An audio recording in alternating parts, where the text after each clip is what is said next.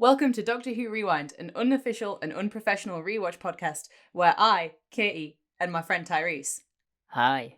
watch and discuss episodes of Doctor Who, starting with the revival in 2005. Once we complete that, we'll backtrack to the 60s and talk about classic Who.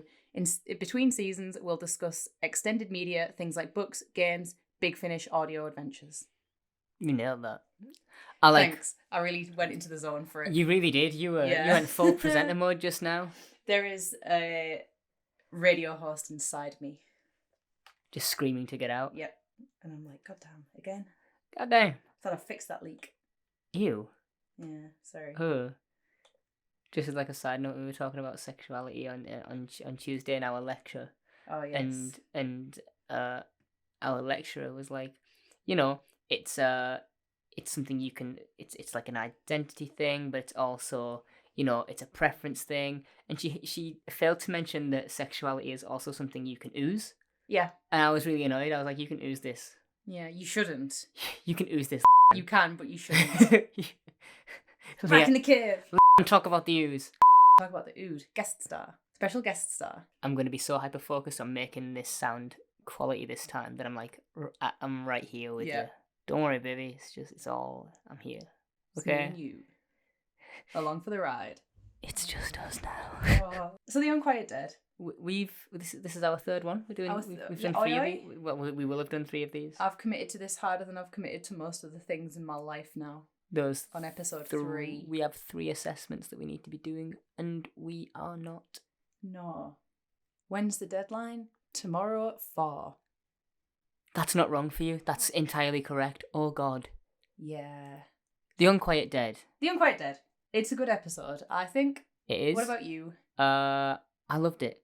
I mean, I love it anyway, but I loved it when I was watching this in the rewatch that I did earlier this year, because I'm sad like that.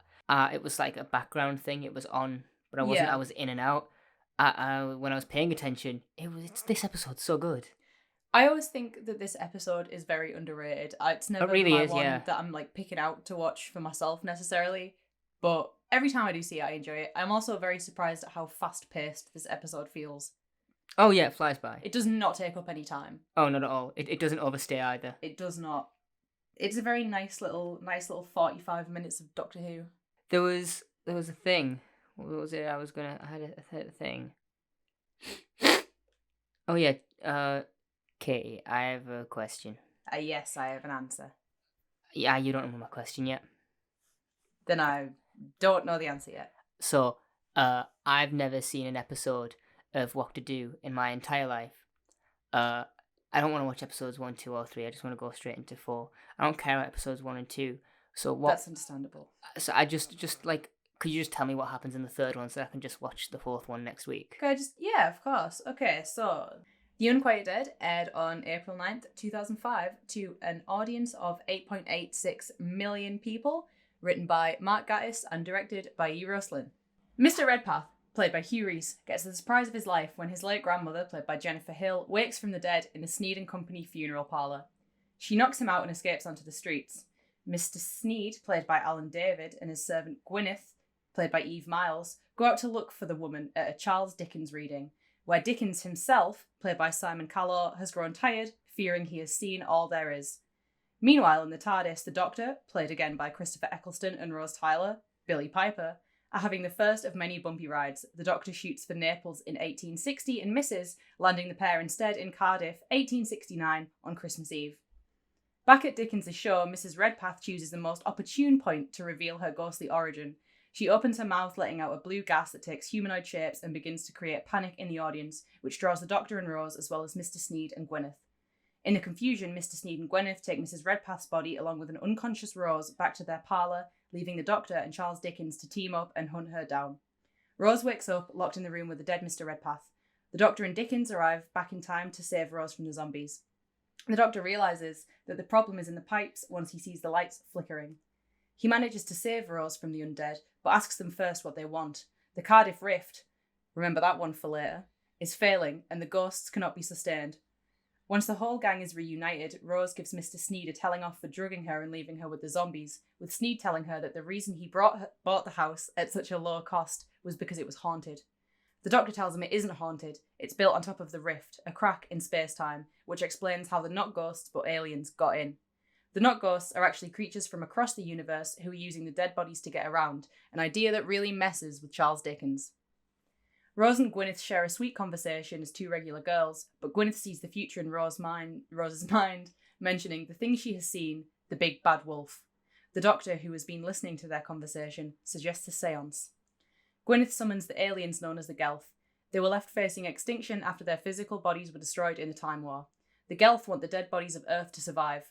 This causes a disagreement between the Doctor, who is for this, and Rose, who is against this. She tells the Doctor that this doesn't happen because there are no Gelth in her time. The Doctor tells her that time can be rewritten. However, when Gwyneth lets the Gelth through, their numbers are much higher. They reveal that they don't just want the dead, but the living too, even if they have to kill the human population to supply their needs. Sneed tells Gwyneth to stop this, but his neck is snapped and he is killed. Backed into a corner, the Doctor tells Rose that he's sorry he's about to get her killed, and she tells him she wanted to come in the first place. Dickens, who had fled earlier during the seance, sees a Gelth get sucked into a gas lamp and gets an idea. He runs back into the house to turn up all the gas in order to draw the Gelth out of their stolen bodies. Once the plan is in action, the Doctor tries to save Gwyneth, but she chooses to sacrifice herself in order to close the rift. Rose opposes the idea but is dragged out by Dickens as Gwyneth takes a box of matches from her pocket. The house explodes, the Gelth are disposed of. The Doctor tells Rose that Gwyneth was probably already dead. A fresh, reinvigorated Charles Dickens says goodbye to the Doctor, telling him he has regained his sense of adventure. The Doctor tells Dickens his words are never forgotten and leaves with Rose in the TARDIS. Dickens watches from the street as it dematerialises before his eyes, shouting Merry Christmas to the people of Cardiff. Sounds rubbish. I'm not going to watch it anyway. That's a bit naff, that, like, I reckon. I don't think I'm going to watch this one. You I am could just probably gonna... just skip to 4, you know. Yeah, I'm just gonna do that. I would skip it. Yeah, like, yeah, it sucks. Old-timey people, it's all plaguey, and yeah, I'm not... It's probably smells bad. Probably. Yeah. Probably wee-wee in the streets. I hate that I'm recording this from my house and can't say what I would have said.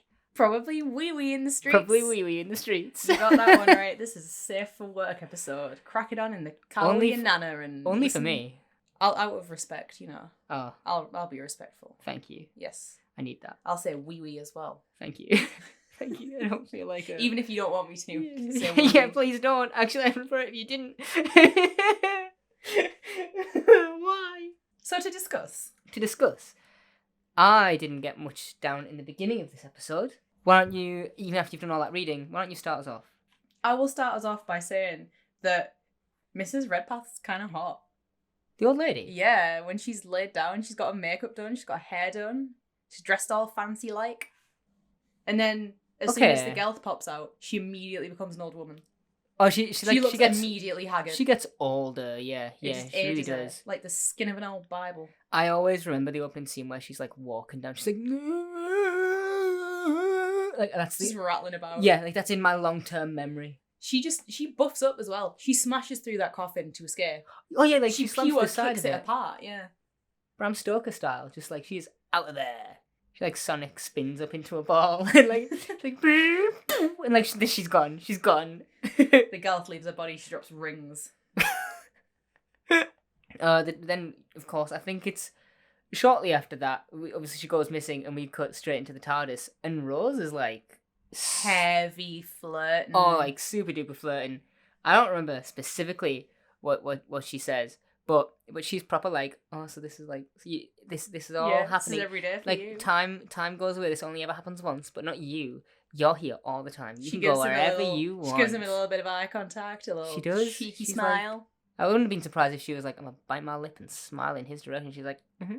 But to be fair, she does. Rose does bite her lip quite she often. She does. It's a thing. She bites her lip all the time. Must be something tasty there. Billy Piper. Okay. He also calls her Barbarella. Does he? He does, yeah. When he's like, you can't go out dressed like that, Barbarella. You'll start a riot. I've heard Barbarella in passing, but I don't know who it is. She's like an old timey sci-fi gal. She's not. It's not old timey. I think I want to say it was like the 60s, maybe. But I like the idea that the Doctor knows who she is because he's like a secret sci-fi fan, and he likes to watch. He's a big mystery dude. He likes to watch those movies and go, haha, that's wrong. He does do that quite often. Like when he goes to museums, right? Like that. Yeah. Does the Doctor always just run into famous people from the past? Or does he sometimes plan it? Because I did notice that, like, in this he doesn't plan it at all. Oh, hi, Barbarella. Jane Fonda. Queen of the Galaxy, what are you doing tonight? Katie has just showed me a picture of Barbarella, and definitely created by a man wearing that. Yep. She was... Almost definitely. She was... This is not the vision of a woman. Fire up the orgasmatron? Excuse me? This is a headline. And this is the Doctor's point of reference. Oh, no. This is his point of reference here. Okay. Well, pop culture. You Doctor know Who's what? always... He gets it. Stay relevant. He gets it. Stay relevant. I think it's really sweet when they walk out TARDIS together. They're all smiley, holding hands. I was going to say they do a little, like, It's a little real linky cute. thingy uppy. It's a little date that And they're it's going Christmas. I also like that when she's about to leave, Rose is like, you've done this before, it's my turn to open the door and see what's out there. on. Yeah. And a little bit of snow falls off the TARDIS, and it might just be because it's like November that I'm like, ooh, it's getting close. Well, I'm terrified, but I just love Christmas. So I think it definitely adds something to that when she walks out, she steps in fresh snow and she like leaves a footprint. Yeah, and it's so like, good. I get to be the one to do it this time. Yeah. And she literally, well, not breaks ground, I guess, but whatever But the she walking takes in her snow first steps, equivalent yeah. is to breaking ground. You can see it. She makes a mark. Yeah, breaking tough water. That water's tough. It's like muscle. Yeah. Muscle snow. Luckily for me, watching this, just like the face of Bo is like obviously only a one-time appearance. Same for Gwen. Yeah, same for Gwen. Gwyneth just, like doesn't show up again because I mean we know how the episode ends, but I really like her. I think that there was only one scene in which I was like, your performance isn't too good here, and I think it was a facial expression thing that she was kind of doing. Couldn't tell you specifically what. I was going to say which one is that, but I'm sure we'll get to it. I think it's when she's talking to Rose, and I think Sneed comes in, or maybe the Doctor does, and then she's framed sort of to the right, quite far away, and I think it's just a case of an actor being like put in a position and then not knowing what face to make, and so try out a few, and they all just sort of get caught in just get caught in the fray of whatever's going on. It's the same problem that you have when you play that one Jackbox game. That one round in Faking It where you got to make a face, and then as soon as you look at someone else with your face, your face changes. Round. Every time I do that and someone looks at me, I make their facial expression. You try and do a subtle thing, and then you end up like tagging along with someone else's. I started out with a smirk, and by the end of the round, my teeth are out. Not unsure, they're out of my mouth. Oh, you just pull them all out one by one. Yep. That's horrible. That's so bad. I hate that idea. When Sneed and Gwyneth are going to this Dickens reading, they are in no rush to return their dead body that is being piloted around by gas. They are just in their little carriage. The horses aren't running. Hey, no gallop. Not London is lovely this time of year. Not Cardiff. Yeah, that's what I said. Not London. It's Cardiff. Yeah, exactly. Not London. Yeah. That's just what I Rose said. says. She's like, it's Cardiff. Yeah, not London. That's what the Doctor says. Yeah. I mean, I don't know, because this is the first episode so far. I mean, there's only been 3. Yeah. That isn't a Russell episode in terms of the writing. And I don't know if it's a little joke between him and Mark Gatiss, where Mark Gatiss has an episode and he can, like, dunk on Cardiff a bit, just as like a little inside joke between him and... They shoot the episode in Cardiff, and I assume that Russell, as showrunner, has a few friends and actor people around Cardiff that he can pull in and be like, hey, we're doing an episode with... And, you grab a few... Yeah, I imagine Welsh Russell T Davies knows people in Cardiff. A few... Oh, is that where he's from? I don't think he's from Cardiff, but he's Welsh. No, I know he's Welsh. I'm not... I'm not stupid, I promise.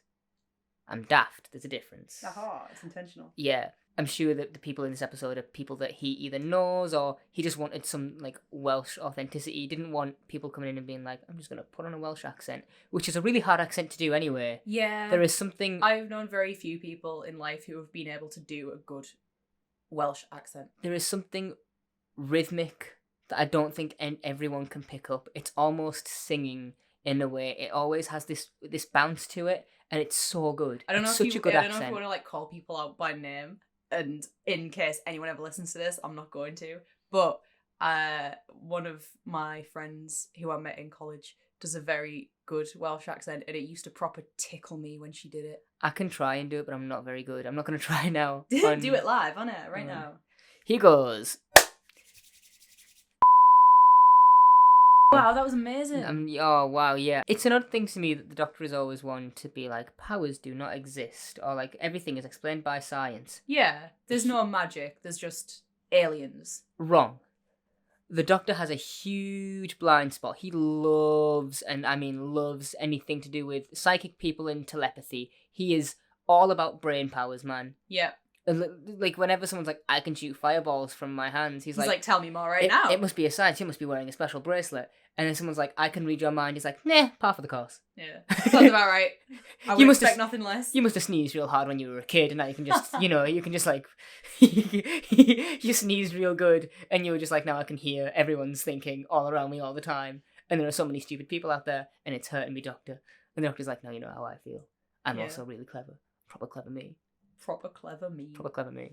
This old-timey reading that Charles Dickens is doing, a reading of, oh my god, A Christmas Carol. Yes. That was me struggling to think of like his most famous.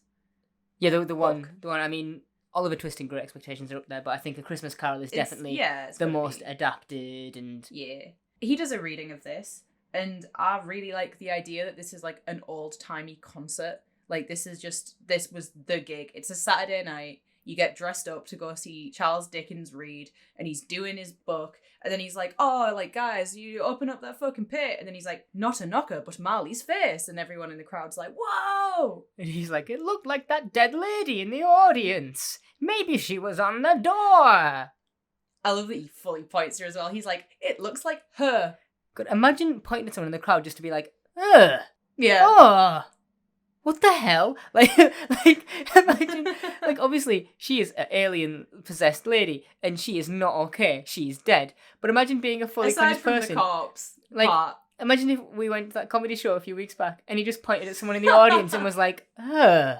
What are you doing? And they're just like, what? And he's like, no, really, like, God, you're freaky to look at. Yuck. Put that away. Stop it now. I wish COVID was still a thing so you could put a mask on. Ew. I do like his...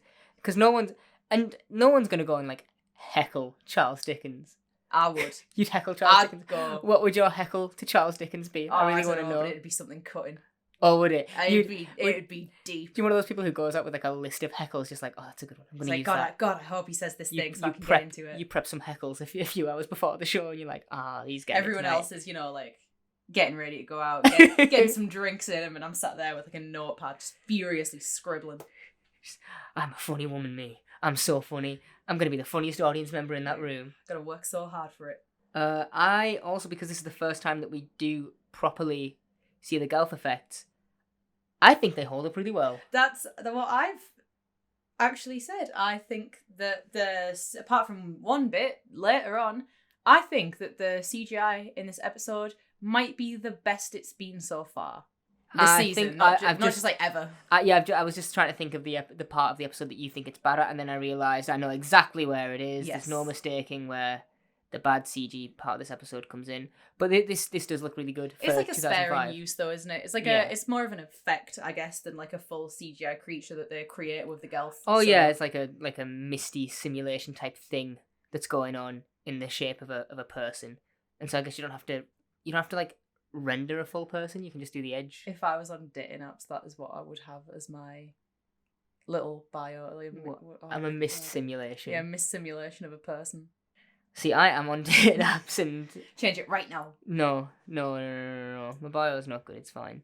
Let's not. This is a Doctor Who podcast. This is a Doctor Who podcast. Let's not talk about my horrible day in life. Why don't we talk about instead how Rose goes, Doctor, I'll get them. Doctor, I'll get them. And then just runs out.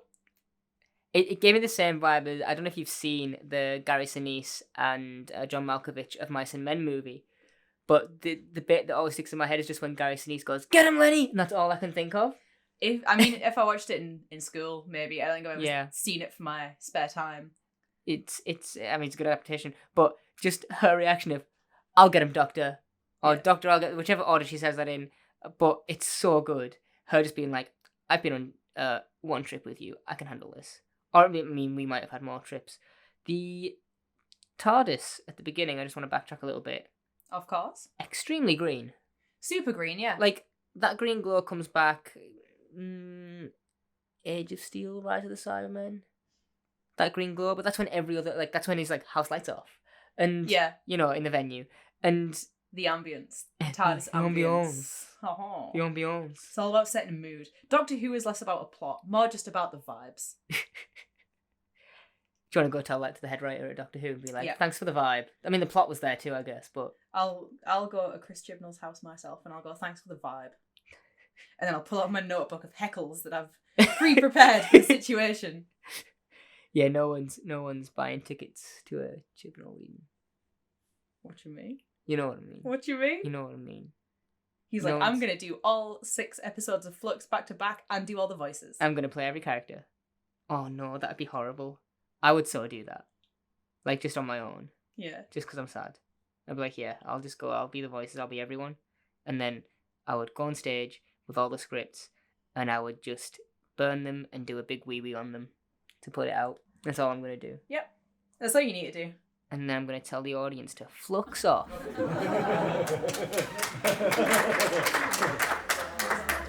Just because that joke was bad, I'm going to put an applause right there. I'm going to put like an actual applause in. Sound effect. Oh yeah, like just to be like, I nailed it. Getting one. Batting 1,000. This is where Rose gets drugged. She gets knocked out. Rose gets knocked out and kidnapped for the second time in 2 episodes. Because one of the adherents of the repeated meme. Yep. Just backhands her with a metal glove, and then you just see her body dragged away. Like, you don't even see them pick her up, you just see her, like, slide out of frame the same way what was she called? The blue lady that was in the vents? Oh, Ruffalo. Ruffalo, the same way that she got dragged away. That's what happens to Rose. And this is the second time in 2 episodes that she has found herself kidnapped. She really has to, like, start looking out for her own peripheral vision. That's true. My favourite part about this is that Sneed says, she's seen too much. And obviously they have no way of knowing that she's already done some time and space adventures at this point. But everyone else in that theatre. They have a dead woman in an undertaker's carriage. And Sneed is like, she's seen too much. This is how things are meant to be. Yeah, this is a perfectly logical thing. Imagine if, like, because he's like, she's seen too much, we need to kidnap her. But her seeing too much is literally seeing what was inside the venue. So imagine if he just started, like, just chloroforming everyone who'd been inside the building, who's running in the streets, just panicked, and he's like, they're not panicking that bad, though. No, they're not. They're really not panicking that bad. They're panicking quite bad inside, but then when they get outside, they're, like, just wandering. They're like, okay. Yeah, they're like, ooh, immediate danger is over. Yeah, well, I'm at the building now, aren't I? So if I went to a concert and then I saw ghosts jump out of a woman's face, I would run home from wherever I was. I hope that happens to you at your next concert. Good, me too. At least then we know that they're real. I'd like to spice things up a little bit. Does the Doctor ever believe that these are ghosts at any point in this episode? Or is he always like, they're aliens? I don't think he ever believes that they're ghosts. Yeah. I don't think he ever says anything about them being ghosts apart from his suggestion to have a seance. Yeah. But I don't think that's because he thinks they're ghosts. I think that's probably because he knows that she's the key to getting to the Gelth. And also it's probably easier to tell these people, yes, they are ghosts, than to explain they are aliens to them immediately. No, of course. Because it's like, you guys, what, do you even have, like, indoor plumbing? Hey, guys, you're not going to believe this. The sconces on the walls are alive. What can I tell you? What can I tell you? It is what it is. Live, laugh, love. Live, laugh, love. Ayo. Burn the house down. I really enjoy it when the Doctor meets historical figures and gets just so jazzed about it. Me too. I think it's great. I love that him and Rose have that little flirty bit at the beginning, and then he gets in this taxi or whatever it is, the carriage with Charles Dickens, and he flirts with her more than he flirts with Rose. He's like, oh my god, it's you. It's really you. It's actually, you've done all these things, and I love every one of them, except for this one, but it's fine. But Charles Dickens' little ego, when he's like, I just want you out of this carriage, and then he starts gushing over Charles Dickens books, and the carriage driver's like, just want me to kick him out, and he's like, no, he can stay. He can stay. And it's very much like I'll keep him. Yeah. I'll keep this one. Like, keep saying things about me. I love Charles Dickens in this episode. I think he's so good. He is one of the more standout characters, I think. Like historical the characters. Sidekicks and stuff. He's so good. He's a little bit, I think at the beginning more so, because they're trying to get across his, like, he's having an existential crisis, basically. He's like, I've lived quite a while, I've seen a lot of things. For me, when I'm watching it, at the beginning, within the first maybe 15-20 minutes, it seems quite inconsistent, but he like by that point he finds like a footing of just being enthralled by the mystery. Whenever when they fight them and they go inside, he's looking for for like wires, and he's looking for things. He does his own little sort of investigation. Yeah. He does his own split up and look for clues moment. And then ultimately that is when he goes, this is insane, I'm out. Yeah. But, you know, he's in for the ride a little bit. He's interested. When they're carrying Rose inside, Sneed and Gwen. Yes. I was just imagining, like, imagine if Sneed wasn't carrying most of the weight and Gwen was just, like, absolutely stacked. She's hench. Just jacked from all of the maid work that she's been doing. She's been hunting down possessed bodies for, like, weeks now. She's like, oh, God, all right, let's go. Also, I don't mean this in the physical way, just, like, at all, but in terms of his face. And Sneed seems to always look surprised. A little bit fat controllery. Do you know that, like, the ooh face that the fat controller always has? Oh my God. Do you remember when I said I think he has Yeah, I see exactly what you mean now. Yeah. I see exactly what you mean. I was like, oh no, he's from Thomas the Tank Engine. Oh, this guy. Yeah, it's so... You can't fat control them ghosts though, can he?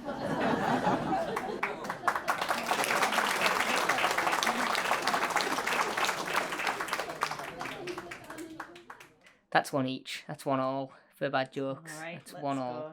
You can. I'll give you a round of applause Thank there you. too, though. Don't worry. This is when he says a great line as well. When he's talking to Gwyneth about how I know what you're gonna say. he did a favour for the Pope or the Bishop or something, and he says perhaps he'll do us an exorcism on the cheap. Yeah, the bargain hunting exorcisms is so good.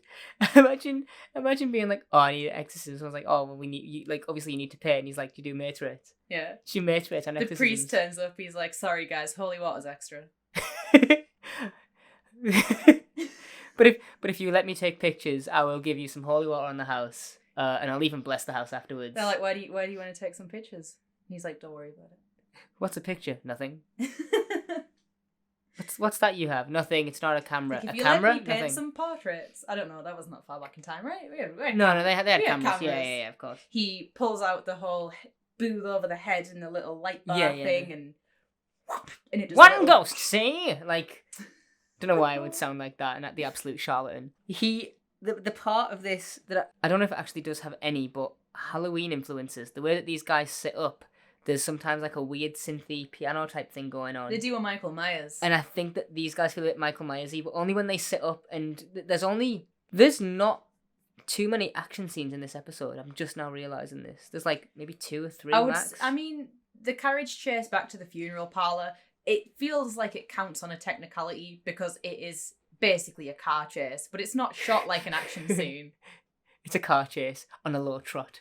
Yeah. Just like, with horses galloping. And carts. It's a gallop chase. And then the house explodes at the end, but that's about it. Yeah, there's not much in terms of action. But there's not much in terms of location either. We're basically in the same house.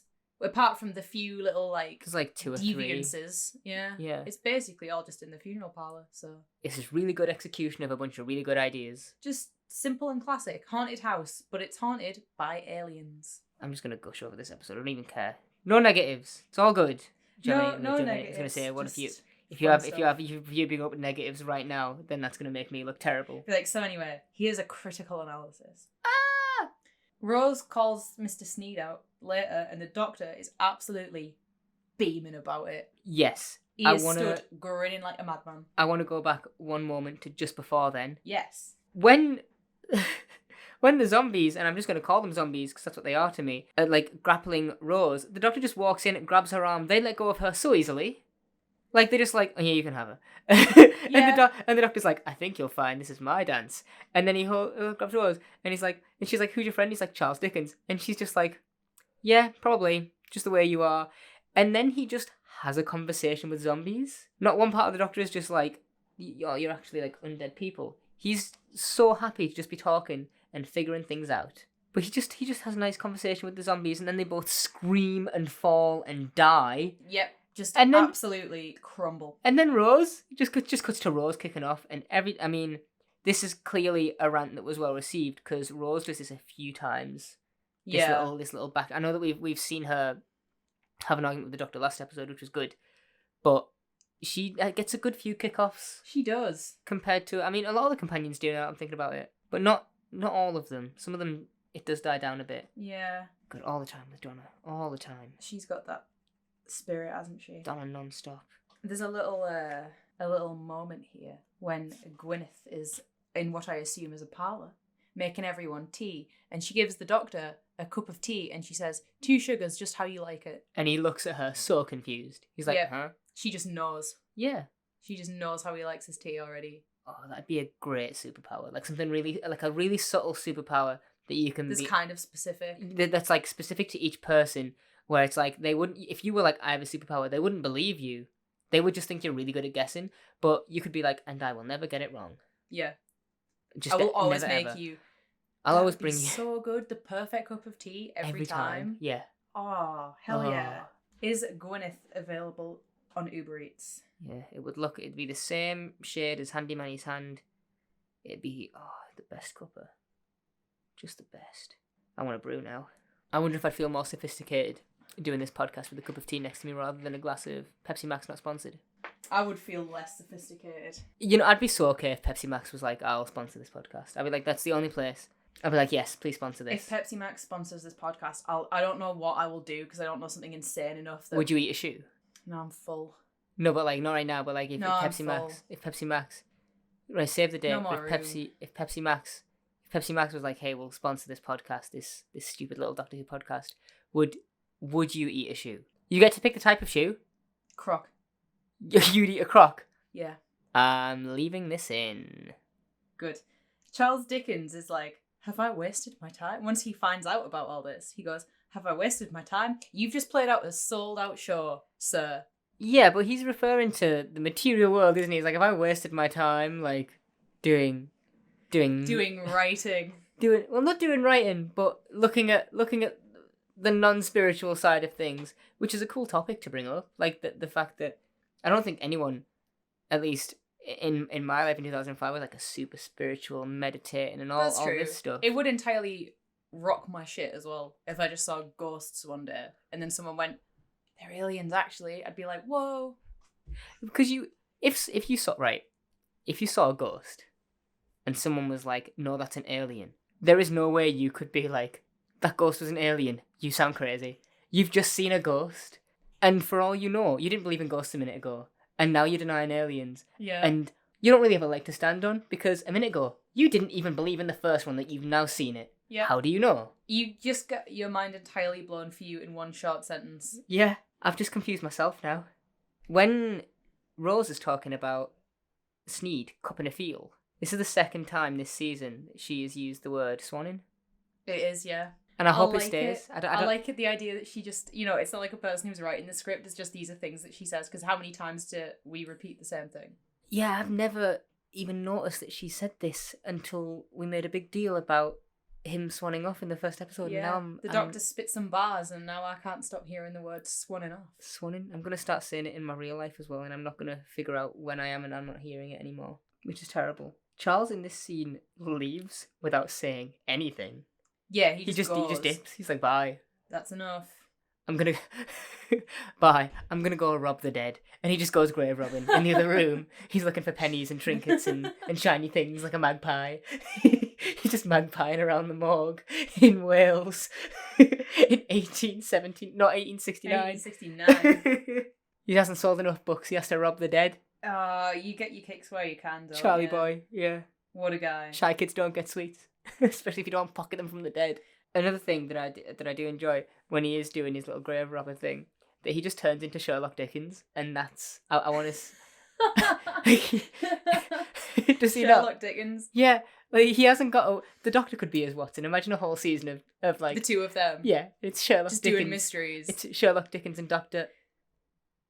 There's no Dr. Watson. It's just Doctor. Just Doctor. Yeah, I would watch that as a show, as a little spin-off. Bring Eccleston back, but he won't do it because of BBC. Yeah. But he'll work with Big Finish, and that's okay by me. There you go.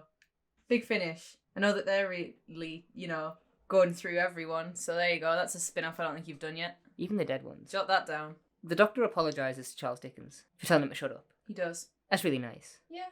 These two are a really cute couple. So I really love the little bromance that these two have for this entire episode. But he also, because he knows how clever Charles Dickens is, he doesn't feel the need to explain too much what's going on, but he explains it in a way that not only people can understand, like humans, because they're different to him, but in the way someone from the past can understand, which inadvertently means now the audience understands. So if you hadn't picked anything up till this point, it's all laid out. This episode is almost perfect, and I might change my rating by the end of this episode from what I have written down, because the more I'm thinking about it, the more I'm loving this. That's the thing, though. I don't think there's anything about this episode that specifically sticks out as being bad. Could be a quintessential episode of Doctor Who, this. Put this on the watch list. No, I'm skipping straight to episode 4. Oh, that's fair. You know I'm what not doing happens this. now, right? I'm going straight up. You're spoiling all this for me. I may as well just start at episode 4. Yeah, that's true. Yeah. Just cut to the chase and Yeah. go straight to season 2, I guess. Cool. Yeah. See you guys then. Let's pick that up later. Not having fun with me. It's alright. Well, you find it. Rose and Gwyneth have a little conversation now in this scene. And much like how I... The wrong episode. Oh my god. What does that say? Does that say just TARDIS very green? TARDIS very green. Yes. TARDIS very green. Shh. I like Rose and Gwyneth's little conversation here. Yeah, I do too. Good, yeah. Katie, how much do you make a year working at a restaurant? Use the term loosely. Not enough. But it's more than £8 a year, isn't it? It's more than £8 an hour, I think. I thought you were going to be like, yeah, it's £8.20 a year. I really like the idea that if I ever met Gwyneth and she was like, I make £8 a year, I'd be like, I make £8 an hour, dickhead. she kicks off and a demon comes up and she's like, and you're just like, oh god. I'm like, whoa. I've annoyed the wrong friend. Calm down, slave wage, alright. I've annoyed the wrong Welsh woman today. Hi Gwen, how are you? Yeah, me too. The day's going well. A bunch of gas bursts out her eyeballs. Sorry, Gwen. I think it is a little bit. It's a little bit of a trend, isn't it? Rose has like a nice little one-on-one chat with Ruffalo last time. She talks to Gwen here. I assume they're around the same age. Yeah, everyone that Rose talks to dies. Clive. Oh my god. Clive. Ruffalo, Gwen. Rose is doing something to these poor citizens, these civilians. What if she's the big bad wolf? What? That's crazy, man. Bad wolf girl, it's her. That's crazy. Who's afraid of the big bad... She's the big bad wolf. She'll huff and she'll puff and she'll murder you. She'll murder you dead. She says to Gwen, she says, oh, something about, did you even go to school? And I'm like, Rose, you have a bronze gymnastics certificate. Yeah, but that's all. That's it. That's it. That's all she got to show. But that's only because her and Shireen would nick off school and go and look at boys. Ah, that's true. Look at boys' bums. Oh yeah, because Gwen's never seen a bum. No, she hasn't. Calling it now, she's never seen a bum in her life. This is also the second shout out to Shireen. Shireen, yeah. Big up. Twice in 2 episodes. I think she will definitely get mentioned in the next one too. Speaking of mentions though, this is the first time that we don't hear a word from our Lord and Saviour Jackie Tyler. Oh no. You know what? I didn't even remember. I take it back. My rating, it's not a perfect episode. Yeah, no, Jackie. In fact, no, it's a terrible episode. I think Skip Jackie it. Tyler would have loved Charles Dickens. She would have. Yeah. Skip this episode. No, Jackie. Yep. Nothing of relevance. Yep. Don't worry about it. During that talk, Rose is having like a proper identity crisis. Like, she's seriously is just like really out of it. I've forgotten what it is that she says specifically. Gwen says about her parents being dead. Yeah, that and was then it. She says she'll see them soon one day, and then she tells Rose that she'll see her dad soon as well. Yeah, or that she'll see him again. Yeah, she'll see him again, yeah. She has like a weird existential crisis having Rose's character, because have we heard about Pete before? I was thinking about that just then. I don't believe we have. Think so. No, I think this is the revelation that he's dead. Has it been brought up before that she has like that? I don't think so. Alright, I didn't either. The fact that Rose doesn't just sit there and tell a character like, oh, my dad passed away. It's done in a way that makes sense through someone else. Well, it's like a reveal to us as an audience. However, also it's a reveal to also for Gwen's powers, right? Oh yeah, but it's done in a way that, again, that the audience can understand, but through Gwen. So you also develop Gwen's power whilst also developing Rose's character, and you kill 2 birds with 1 stone. I want to be able to write like this. I'm just so envious whenever I'm watching this and good things like that happen. Yeah. I'm so envious because it's so well done. I hate myself. Yeah. I hate myself. Don't. I hate myself. Don't like me. I love no. What happens next?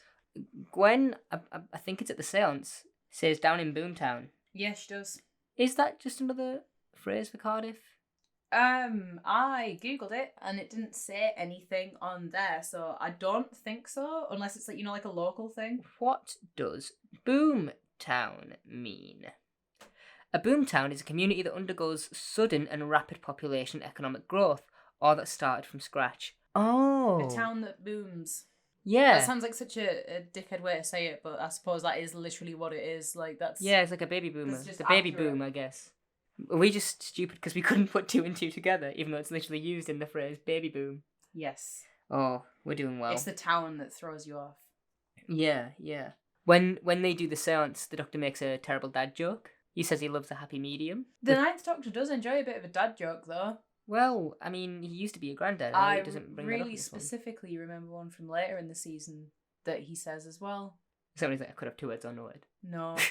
It's where I can't remember who he's talking to at the minute, but he says something about using like warp drive shunt technology, and he was like, so I recommend you shunt off. Is that in like one of the another next little- ones? Yes.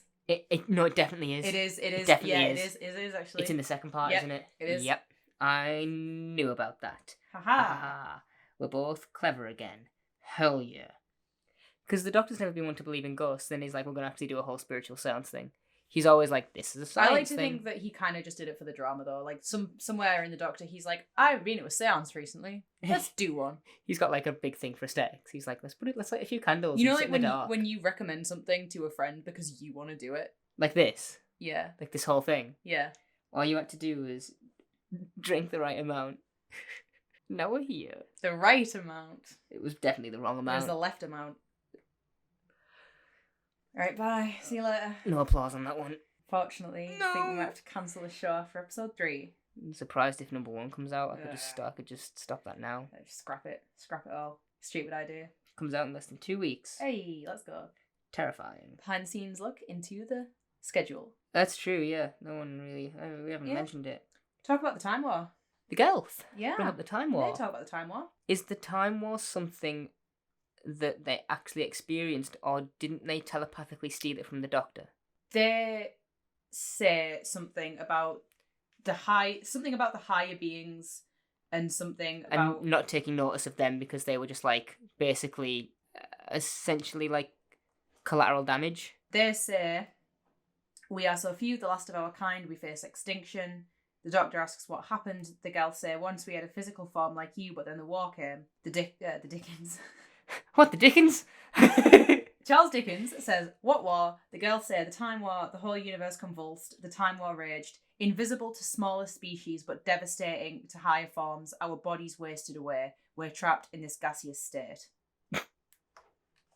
Don't know why I So, found that funny. I don't know how this war destroyed their body but left them as gases. But alright, that happened. It left over only the gas.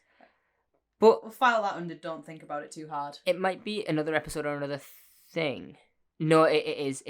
I think it's Midnight that I'm thinking of, where it starts to say that it's the last of its species, and then Yes. the Doctor is like, oh no, you're stealing that from my brain. That's that one. I thought that it was the Gelth. I thought that the No. Gelth was like, we weren't actually a part of the Time War, I'm just stealing this from you. Because they also say that they're few in numbers and like the last or whatever, and When they say so I that, assumed that it was when they a say similar the Time thing. War, Rose gives the Doctor a little look. She gives him a little... Does she? Yeah, she looks over at him. She gives him like a little sad little look, because she knows what that is now. Well, Because they've shared. only a bit though, doesn't Only she? a bit, yeah. I don't think she ever... Not ever, but she doesn't find out what actually happened for a hot minute yet. But she gives him like the little look of, oh... This is a no, you that- thing. you Yeah. were there. Which makes me think that, especially when they say that they are the last of their kind, which obviously is not true. But Yeah, when they no. say that, that's probably part of the Doctor's insistence to help them, right? Because it's one, Oh, yeah. the Time War, and 2, the last of their kind. Those are like his absolute buzzwords. They really are. So many episodes have relied on being like, yeah, but it's the last one, so we may as well just help out, which is nice of him. This is when the pity the Gelth, the little catchphrase, Pity the Gelth. pity the Gelth. That's when you said something and I wrote it down because I thought it was funny. When we were talking about Rose and you said, my mate Shireen once said, pity the Gelth. And I thought that was funny, so I wrote it down. I like the idea that Shireen's one of them people who's never done anything but claims to have done everything. Oh, yeah. The Or thing like, is, whatever you've done, she's done it twice. she's been to 11 or Reef, you know. Yeah. She's one of them. She's one of them people. I love it. The thing is, I don't think that there's anything missing from this series of Doctor Who, particularly, apart from Shireen. I do want to see if she shows up at some point and we just have missed her. Like, even if she's just in Jackie's flat sat in the background at some point, I just want to see her. Yeah. The woman, the myth, the legend, you know? And if not, big finish. Put Shireen in an adventure, you cowards. Shireen and Jackie spin-off, let's go. Can I be Shireen? If you haven't got she's no kind of character, can I please voice Shireen? I'd love that. That'd be amazing. Can I voice Shireen, please? I would love to do that. This is my formal application. Put me in a recording booth and I will be the best Shireen you ever had. The Doctor asks Mr. Sneed where I think he says where's the weakest part in the house, where the most of them are coming through, and he says the morgue. I would automatically assume that in a creepy haunted house, the morgue would be the place to be to get into it, you know? I would think the morgue... Because it's a morgue. Would you not do the seance in the morgue? Well, they move it downstairs, don't they? Yeah. Because they go, oh, this isn't good enough. Gwen's a bit too alive up here. Let's get the real party started. But so at this, when they're at the table still upstairs though, and again, this is just me gushing over writing, the Doctor explains the plan for the Gelth in terms of roadworks that you could understand in 1869. And again, that's, like, as much as that's for the characters, that's also for the audience. Yeah. Just in case they didn't understand the sci-fi lingo that they've made up and used for the law. If you didn't understand that, here's a secondary, like a secondary way of talking about it, but in ways that you will understand, but also don't feel like, really ham-fisted or in your face. You're just like, yeah, well, these characters need to understand too. Yeah. I love it. I love it. Just This episode just gets better. Katie. Presenter mode, take a deep breath. Shadowbox. Shadowbox. Shadow. Oh no, Shadow's got me in an arm lock. Oh no, Sonic, help me. I'm doing so many Sonic references. God. I'm doing Sonic Frontiers and I haven't even bought it. Because I'm a good boy who's trying to get Pokemon instead. This is our lives. I'm a real person. I know I sound like a cartoon. I'm a real person. I love that the other topics that we've covered on this Doctor Who podcast have been Sonic, Pokemon, and the X-Men. Yes. And it's good to know that we sound like really cool people. Well, you know what we should do instead then? What should we do instead? We should step into Clive's shed. Oh, sorry. Hello, I'm Clive, obviously. No murders. Please come through, I'm in the shed. Katie. Yes. This shed's horrible. How about I spice it up with some trivia? Monster trivia. What aliens do we have in the episode? This week in the shed, we have the Gelth. Say hello, Gelth. Hello, Gelth. I don't have much on them. We've got a little bit. We have the fact that the Gelth emit ghostly screams as they float around a location which they congregate, which I like because that's like a ghost thing. I hate that. It makes them seem like ghosts. Ghosts should go. Ooh. They shouldn't scream. I don't want to do the scream. I really could have. Look how smooth my ooh was though. Amazing. That's ooh, not ooh. I just want to make sure. Ooh was. No, not ooh. I didn't say ooh. Right. Also, in the spirit of ghosts, while controlling a human, they tend to continue their unfinished business. Hence why she went to the Dickens reading. Oh! That's why. She was going to go there before she died. Oh! I'm an idiot. Yeah. I didn't realise like that. Like a ghost. Yeah, but did you realise that when you watched the episode, or did you read that and you were like, oh my god. I'm sure they say it in the episode. They said that she was going to go there. But did you figure out that it was a Gelth thing? I think it was a Gelth thing, but I just assumed that she didn't do it before she died. So, like, think about it. If you died and then you came back, presumably you don't have any kind of, memory of being dead. So it would just be like going to sleep, I guess. Like, you have a nap and you're like, oh, God, I'm late for the show. Oh, God, I died for a second. Jesus. What's going on? Sorry, guys, was I dead? I'm cold to the touch. I'm so sorry I'm dead. The 12th Doctor. Look how long I can hold my breath. The 12th Doctor says that the Gelth lied about a lot of things. There's a quote from him from A History of Humankind, the novel. Yeah. Yeah. And then my personal favourite little thing that I have written down here is that Charles Dickens makes a reappearance in a later episode. Yes. He does. It's not close. Is it the wedding? The Wedding of Riversong, which we will speak about in due time. in the future. Yep. Yep, that's the one. Yep. I was thinking of a different episode. Yep. Yep. Wedding of River. Yep. I can't speak. In that timeline, in the Wedding of River Song timeline that is created from the events in that episode, Charles Dickens has at the Gelth blocked on Twitter because, and I quote, he wasn't falling for that one again. Did you tweet that? It must have been around, if I had to guess, 502? Must have been around that time, right? It's the end of 6. Yeah, it must have been around 502. I mean, like, time of day. Like, it must have been around 502. Probably, yeah. I thought you meant the season. Yeah. Please Google when... It's 5 or something. Yeah, I'm like, please, I hope it's 502, otherwise that bit doesn't work. It's 5 or 2 p.m. Yes! I didn't mention AM or PM, so it's fine. I'm just really happy that bit where we looked for it, but... Obviously. Yeah. 5 or 2 p.m. 502. Wasn't that a nice visit to Clive's monster shed? No, it's horrible in there, and it smells like fish. Best get out then. Yeah. Clive could use an airwick. Yeah, like an airwick or something, just to spruce up the... Freshen it out a bit. Could have really... I think I've realised what the smell might be. What? Dead Clive. Ah, that'll be it. Dead Clive on the floor. Ah. Whoops. His wife brought him back to the shed after I just stepped over him. I didn't think you were going to, like, kick him like that. Sorry. Yeah, that was rude. You can't kick a dead man. Sorry. You can't kick a man while he's dead. I'm in his shed now. What's he going to do? No, you're not. We've just left the shed. Ah. Yeah. They have a whole thing down before they go down to the basement where Rose is talking about how she's not going to let them have Gwyneth. She's just not going to allow it.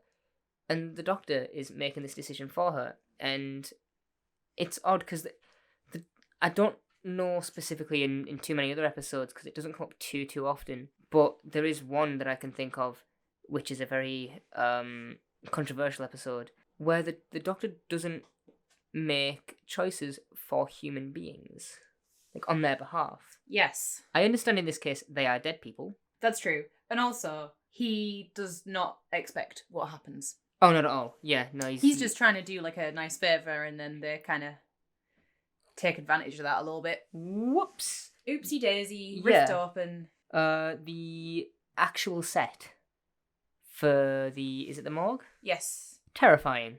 Oh. Like something out of a Saw movie. Horrible. Yeah. Like I say, I would automatically assume that was the most evil, ghosty place in that whole house. I wouldn't make it all the way down the stairs. I'd look down and be like, yeah, no, not for me, that one. I'm going to go away in the TARDIS. I'm Rose in this situation. I'm like, oh, Doctor, sorry, this is a you thing. This is a you problem. Going back to the box. I've a silly little, not real theory. Hit me with it. What if Shireen is the Gelth? What if that figure we see behind Gwen is Shireen? What if it's Shireen? Worse yet, what if Shireen... Now, bear with me on this. Stay with me.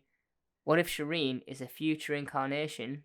Stay with me on this. Whoa. Of the Master. Whoa. What if... Imagine if Shireen was the Master and had been tailoring like Rose to meet the Doctor. Wow. Because the timeline had to happen. The Master getting a companion and a Doctor together. That's a real cool idea for a TV show like this. Hope someone does it someday. He was just trying to do a meet cute. Yeah? He's going to do a little meet cute. Between Doctor and Rose, a little meet cute. I think that's fun. Yeah. She's obviously not. No. The evil things in this episode, same as the adherence of the repeated meme, I still love saying that, is so strange that it's evil. Okay, it's got to go big and red and scary. Before like getting too into the end of this when they got like all evil, I love every single zombie extra fighting against that cage when the Doctor and Rose are trapped, because every one of them's putting in minimal effort. I don't know how much extras are paid, but yeah, work hard, play hard. But you don't work for the money you don't get, so don't do it. I also like the Doctor's fake history. I've seen World War V. What is it like? You've seen World War V. Whenever the Doctor brings up a fake historical event, I'm always just enamoured by the dumb things that writers can come up with, and I love every one of them. He has seen the fall of Troy though. The fall of Troy in the Mythmakers. Oh, like that was in an episode. Classic episode, yeah. Oh, I didn't know that was a reference. That's a thing. That's an actual thing that he did. The thing that I mentioned before about, I think it was in episode 1 about the Doctor being, the Doctor not being the smartest person in the room, and then like a normal person, a human, will just come in and like blast them with the best plan ever. Charles Dickens. Yeah. Absolutely thwarts the Gelth, every one of them. It's so good. The Doctor's like, oh, you're a genius. Charlie boy, you're a genius. However, before this moment once we get the reveal, I guess, that this is evil stuff going on. Evil Gelth. Evil Gelth. Mr. Sneed, R.I.P., gets killed by one of the Gelth, one of the zombies. He does. They snap his neck and kill him. And then the doctor says, I think it's gone a little bit wrong. He's like, oh, whoops. Well, oopsie daisy. I'm guessing it must have been a while since he's trusted at this point because of the war. What? That's you're laughing, but shoot, that must be correct, right? It's entirely valid. It's just funny. It's like, he hasn't trusted in a while because of the war. Oh, why was he cheated on? No. Just the war. Genocide. It'll do it for you. Oopsie daisy. Yeah. In the little cage, there's a little Doctor and Rose moment, little cutesy, and I don't mind it. I don't love it when the Doctor has a romance thing with a person because I'm just like, you're gonna outlive her, and it's weird, and it doesn't sit right with me. But I'm okay with it. If it's gonna happen, I'm glad that it's this. Yeah, she says that she can't die here because she would, it wouldn't make sense time wise. And then the Doctor says that time can be rewritten due to events later in the series. With what happens with Rose, would that not become a fixed point in time? And I know that technically, jumping ahead in the season a bit, I'm not going to go into it. You mean this season? But yeah, this season. With the game station stuff, that becomes the game station because of plot things. So you could say it wouldn't be a fixed point in time until that happens. But Bad Wolf already exists throughout the universe. We've had it mentioned twice now. So does that mean that, like I would choose to believe that I think that is a fixed point in time. This one's the season 1 finale is a fixed point in time. that part is. Yeah, which I know there's no way of knowing that at this point. But that's what I would choose to believe. I'll be honest with you, when it comes to which points are fixed and what's not, I couldn't care less. It's a show that when the whole time can be rewritten thing didn't really come about until Matt Smith. That's when it was like really almost like time can be rewritten, not this time. Blah, blah, blah. Yeah, it's a Moffat thing. It's definitely a Moffat thing, but by the time that rolls around and that plot point comes to a head, it works well for the season that it is for. But after that, the rule becomes a little bit dicey, and they seem to pick and choose. Even at the end of that season, I'm not going to mention it until we get there, which will be like, I don't know, 8-9 years maybe. Yeah, probably. Roughly. Sounds about right. Roughly, like even then. I'll have a master's degree before we're up to date with Doctor Who. That means I will too. I hope. Then we can be writing. Gotta get through second year first. Should we apply for showrunner after? Let's do it. Should we? They'll probably be looking for someone about then. They'll be looking for someone young, hip, who can run the show into the ground. Underqualified. Yeah. Below average height. You go in, they're like, why do you want to write for the show? And I'm just like, because I like it. And the man at the top of the BBC will be like, oh my god, you're the same size as Billy Piper, of course you can. And I'll be like, thank you. And I'll do a little hair flip and I'll woo him. I'll woo him. Yeah. Him or her, I don't know who runs the BBC. When Charles Dickens goes outside before he comes up with his little plan, yes, he has a moment where the Gelth he leaves, he closes the door behind him, he stands against the door, the Gelth start coming through the side, they start swirling around the door knocker on the door. Jacob Marley. Because Charles Dickens' character arc is Ebenezer Scrooge in this episode. I hate that you've said that, because now I'm realising it. It is, isn't it? Yeah. It's a variation of A Christmas Carol. He hates, he's not a family man, and by the end he's like, I'm going to go spend Christmas with my family, and he's in a good mood, and he's jolly. Yeah. Oh, wow. And he literally is going down the street wishing people Merry Christmas at the end of the episode. Merry Christmas! Which is just another thing that I think makes this episode so good. This episode doesn't let up. There's layers, baby. There's layers. Just as a side thing, every year, so have you seen the Jim Carrey Christmas Carol, the Disney one, 2009? The animated one? Yes. Yes, I went to the cinema to see it. Me too. Hey. There's a bit where Scrooge, in his old voice, goes, Merry Christmas, and he says it like that at the very end, and I mean exactly like that. That's not an impression, that's how it's done. My dad does that perfectly, and he does it multiple times every December. Good. If I can try, I will try and I'll follow him around with this mic for all of December. Do the thing. Like the do guy, the thing. The kid from Shrek who's like, do the roll. Yeah, do it. I want to talk about Gwen for a moment. Her performance, just leaning forward and talking, even though she's dead, is so good. Yep. the doctor's little touch of the neck to check for a pulse, smiles, baby. realizing it's not there and just being like, I failed this person. They were so young. This is on me. It's one of the things that I think really makes sense for the Doctor to at least the ninth Doctor to be the way that he is. Sometimes he's just like, I'm fed up. Yeah. I'm grumpy. He fails a lot. This is the third death of a, I guess, major secondary character in 3 episodes, pretty much all of which could have been avoided. Maybe not Clive. Yeah, but we know why, though. We know why. Yeah, they spoke to Rose. Yeah. Which is that they shouldn't have done that. She's foreboding. She's scary. She's 5'4" and ready to brawl.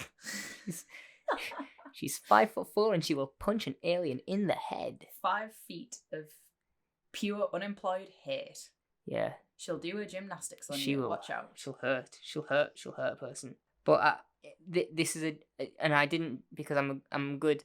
I very almost like shed a tear. I was like, oh, she's gone, and it really gets me. It really does. She's just leaning forward, and that look on the Doctor's face of like, this is entirely my fault. I shouldn't have fitted these things. I put you in a position that you shouldn't have been in. And then when they get outside after the explosion, and he runs away from explosion because the Doctor's cool. We know this. We know the Doctor's a cool guy. Yeah, he wears a leather jacket. Of course, he wears a leather jacket.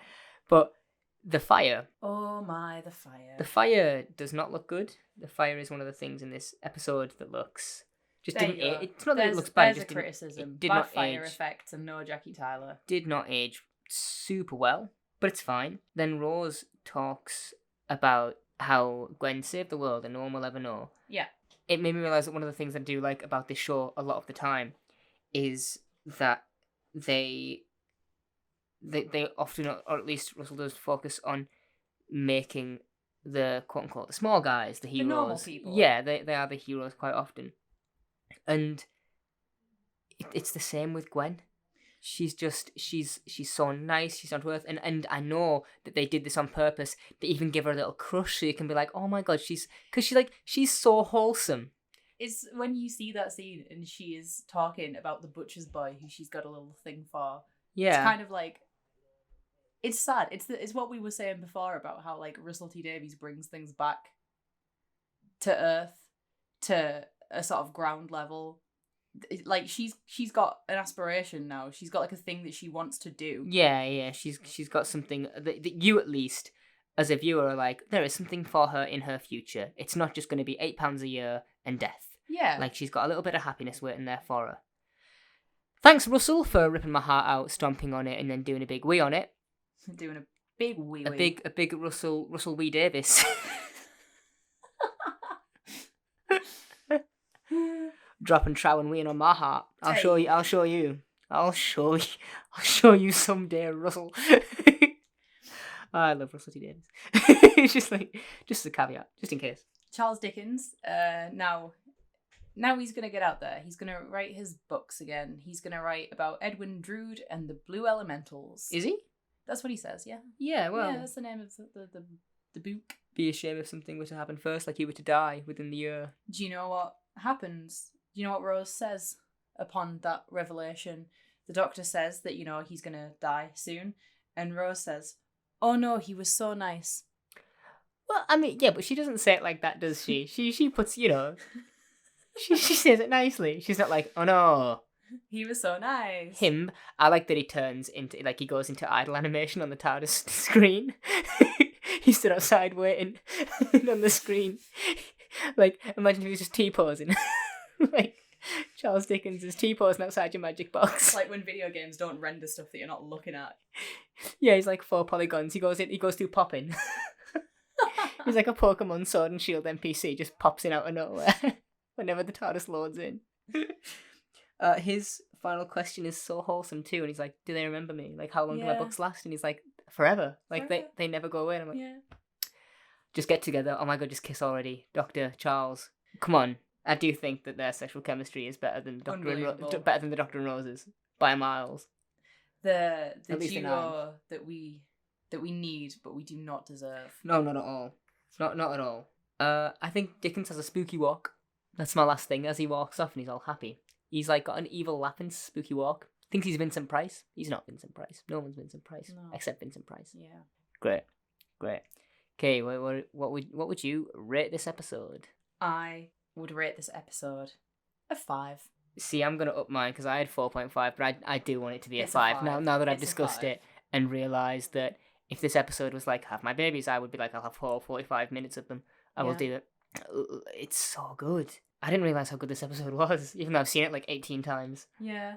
The Next Time trailer. What do you think of the Next Time trailer for? Is it Aliens of London? It is Aliens of London. Thought and so. for that, I put a 4/4.5 because I just think Ooh. seeing a spaceship just demolish Big Ben, top tier. It is. It's good. I wrote 5. There's a lot in it, and I'll talk about why in a minute, or at least talk at length about why in a minute. Going back to Earth, something to look forward to. It's got a bit of political intrigue, but it's done really well. Even in the trailer, it's done really well, and it just made me super excited to be like modern day London with an invasion. We also get a shot in that little Next Time thing that I really enjoy. Obviously, it's also shot in the episode. Is it an MP? Is it a certain MP? It's not a certain MP. Oh, is it not? Okay. It is when We'll find out who that is at some point, I suppose. it the is piggy? when Naoko Mori just Screams. She just shrieks. She just does a scream. Yeah, it's so good. I think that this being a 2-parter as well, and the next 2 coming up in 2-parters, they're more like feature-length movies. They've got a wider cast. There's so many people and It's plot the threads first going on. two-parter that we're The gonna first get to. 2-parter that we're going to cover. On my way to university today, I messaged you. We were talking about this because we were Yes. doing this tonight about a point that I think I want to bring up about this season's opening in general. Yeah, go for it. So this season, being a revival of a much loved TV show, has an episode that introduces you to the show. Two episodes, I guess, that show you what the show can do. One going through the premise of we can travel in the future, and the premise of traveling through the past, and then we go back home afterwards, because what else can you do other than go home? These first 3 episodes, thinking about them on my way to uni this morning as a trilogy that was written to introduce someone to this world and the premise and the characters, and I thought it was damn near perfect. Yeah. By the end of this episode, mostly, if it was a trilogy, you'd have a full arc of knowing who Rose is, you know her emotional baggage now when it comes to her dad, you know who the Doctor is, you know about his emotional baggage when it comes to the war, you know the capabilities of the machine, you know the rides are very, very bumpy, very, very green and bright, and that's, I think, one of the reasons why I like the Next Time trailer as well, is because what else can you do? You've done at home, you've done future, you've done space, now you go back. Yeah. You go back home. And you go back home with a twist that I suppose we'll talk about next week, what that twist is. You said last episode that the end of the world is more of a Doctor episode and that Rose, obviously, is a Rose episode. What do you think about this one? Ooh, I think this one's a good measure of both. I still think it probably leans more towards Rose than the Doctor, maybe. And this is in terms of like development, not screen time, right? I think Yeah, this does a good job of digging out both of their secrets with a telepathic enemy, and that's what that's also there for. Because I would say, like, realistically, this episode is a Gwyneth episode.